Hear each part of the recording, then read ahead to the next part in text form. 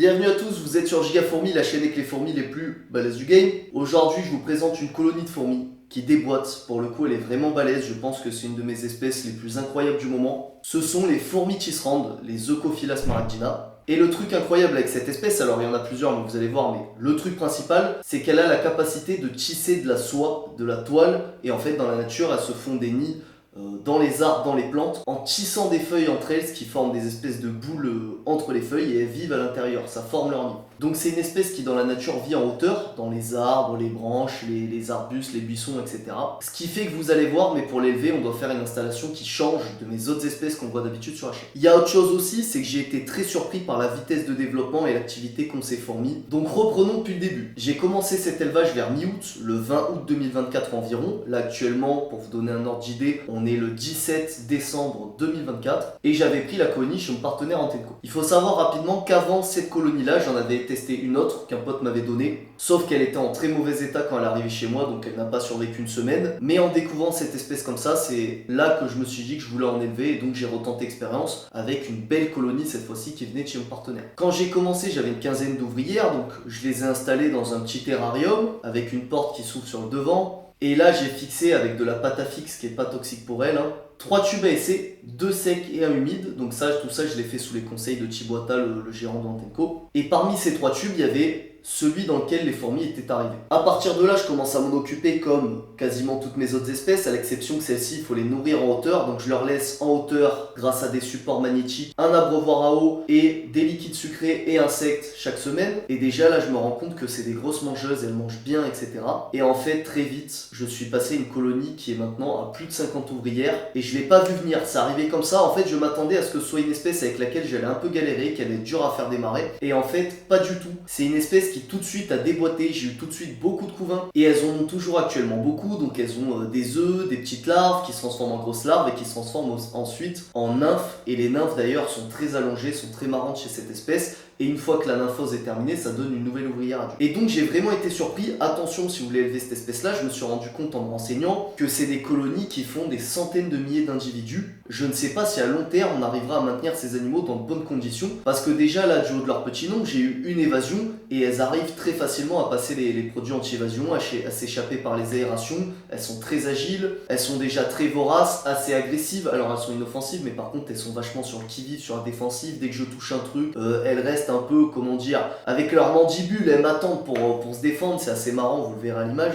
Et donc c'est vraiment la seule colonie que je suis pas sûr de pouvoir réussir à maintenir dans de bonnes conditions quand elles vont exploser, parce que je dirais que là, de tout mon élevage, ça doit être une des colonies qui devient les plus grosses à taille adulte. Mais donc en tout cas, pour parler de la colonie en ce moment, comment elle est, déjà le truc très sympa, c'est qu'elles m'ont foutu de la soie de partout. En fait, elles ont tissé entre eux les tubes à essai et elles ont fait des entrées, elles ont fermé les entrées des tubes à essai avec de la soie, et il y a juste des tout petits trous dedans pour laisser passer les ouvrières. Et puis pareil, entre les tubes, elles ont mis de la soie un peu partout, il y a des ponts de soie, elles mettent dedans le couvain. Alors vous le verrez, il y a un peu de couvain sur la vitre, mais pas beaucoup, mais souvent elle m'en sort beaucoup plus, parce qu'en fait en temps normal sur cette vitre il y a mon tapis chauffant, parce que c'est une fourmi qu'il faut chauffer toute l'année et je ne chauffe pas directement contre le tube pour éviter de trop les chauffer, je préfère le mettre juste en dessous. Et donc souvent elle me colle le couvain contre pour accélérer un peu la vitesse de développement. D'ailleurs je vous précise rapidement que cette espèce là ne fait pas de pause hivernale ou de diapause, donc je dois les chauffer toute l'année, il y a du développement et de la ponte toute l'année.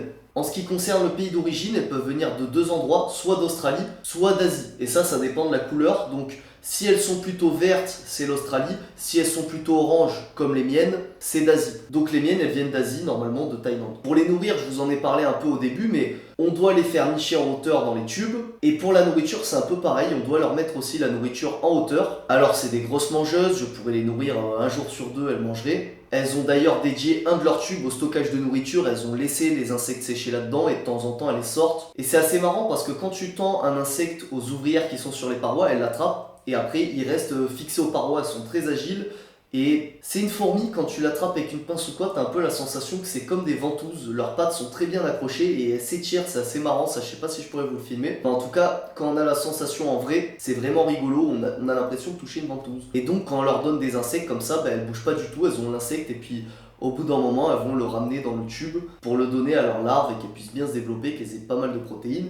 Elles mangent aussi beaucoup de liquide sucré, mais elles le mangent toujours après avoir récolté les insectes. Donc ça, je sais pas si je pourrais vous avoir des images, mais elles en mangent beaucoup quand même. Mais c'est toujours dans un second temps dans le nourrissage. Et puis elles ont aussi l'air d'apprécier mon abreuvoir à eau. Alors là, par contre, un des gros défauts sur cette espèce, c'est qu'elle est pourrie.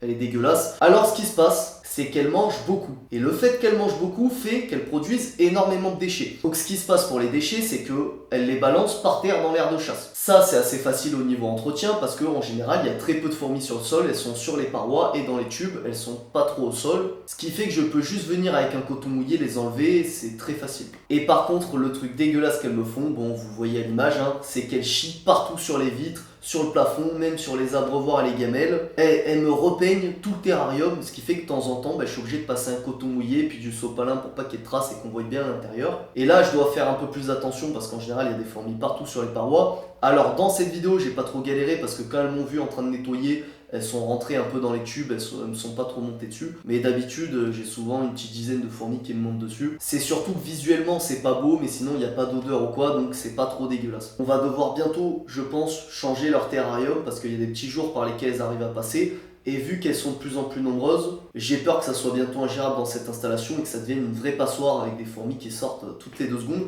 Parce que oui, je voulais vous aborder rapidement avant de quitter l'anti-évasion. Je suis obligé d'en remettre toutes les 2-3 semaines avec cette fourmi-là parce qu'il devient très vite inefficace. Le seul qui marche un peu avec elle, c'est l'huile de paraffine et j'ai pas l'impression qu'il marche parce qu'elle n'arrive pas à marcher dessus. C'est surtout que c'est une fourmi assez propre qui passe beaucoup de temps à se nettoyer. Elles sont propres en termes d'hygiène pour elles-mêmes, mais pas des merdes qu'elles mettent partout. Et ce qui fait qu'elles n'ont pas envie de foutre leurs pattes dans l'huile de paraffine. Mais sinon, tous les autres anti-évasions, talcol, fluon, etc., ça marche pas. Vous pouvez zapper les gars si vous élevez cette espèce. En tout cas, pour moi, ça n'a pas fonctionné. Et donc voilà, c'est tout ce que j'avais à vous dire sur cette espèce. Je vous invite à vous abonner comme d'habitude si cette vidéo vous a plu. Vous avez dans la description une playlist avec tous les épisodes que j'ai fait dessus. C'est vrai qu'on n'a pas abordé la reine, je vous la montre rapidement. Elle est très bien cachée, donc je peux pas vous faire de meilleures images que ça, mais je vous l'ai filmé en détail dans les shorts que j'ai fait sur cette espèce que vous retrouverez dans la playlist dont je viens de vous parler. Allez, je vous dis à la prochaine, ciao ciao, j'espère que ça vous a plu.